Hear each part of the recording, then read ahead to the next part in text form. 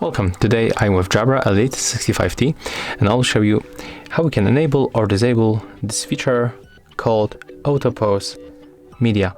So when you input both earbuds to your ears, I'm going to make it right now, the right and the left one, and I'm gonna play music. Take a look.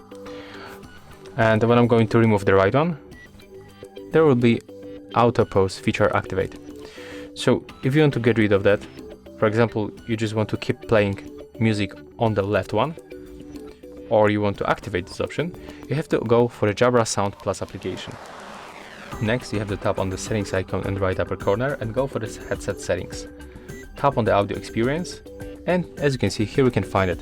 So currently it's turned on. So one more time, when I put this one to the ear, play music, and remove, for example, the left one, the Auto Pause music is activated.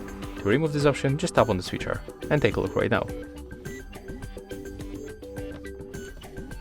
Right now I'm going to remove the right one and the music is still playing.